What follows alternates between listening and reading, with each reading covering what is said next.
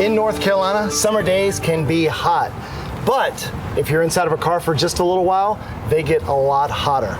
Well, Jan Parker from Safe Kids North Carolina is here with me to talk about childhood safety in vehicles, and unfortunately, we're finding out 38 kids a year on average are dying because of heat exhaustion in cars, but they can all be prevented. Is that correct? They are so preventable. What are some of the ways that children are unfortunately dying in vehicles? Well, unfortunately, some children are forgotten. It's out of the routine. A parent forgot to drop off at daycare. Something like that. The person's not the normal person that does the transportation. And then some are actually intentionally left, like just for a quick errand. And then some kids are even get in playing around the car, so that's why we remind people to keep your car locked. Don't allow your children to play in or around the car.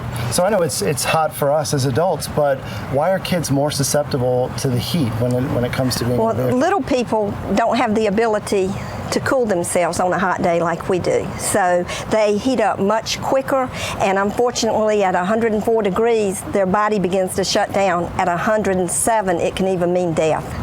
So we're looking at these temperatures right here, 147. This is just after a half hour of being in a closed car. But what about 10 minutes?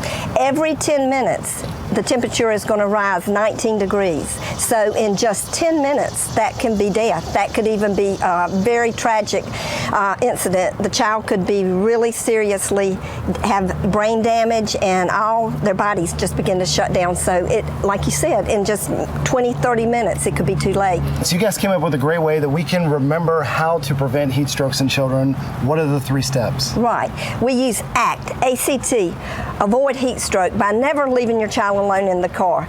2, create reminders. Put your pocketbook, cell phone in the back. You can get an app that reminds you. You can have an alarm go off at your desk. Did I drop off at daycare today? And 3, take action. If you see a child alone in the car, don't wait. Call 911 right away. The first responders, public safety officers know how to handle these situations, and it's just the right thing to do. If your kid's ever missing, then you should look in your car first, because if you look elsewhere and you don't get to your car until last, that 5 or 10 minutes could make a big difference, right? Right, so start there first. That's perfect. And again, never allow your children to play in or around the car.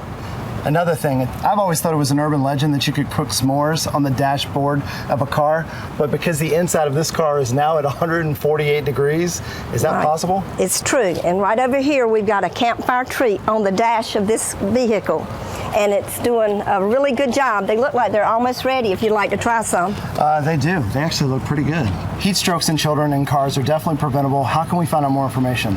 Go to our website, safekids.org/heatstroke, and you can take a pledge to never leave a child alone in the car, and that if you do see a child left alone in the car, you'll call 911 right away. It's a great idea. Thank you very much, Jan. Don't forget, your car can be an oven. It's not a babysitter. It's a very serious thing.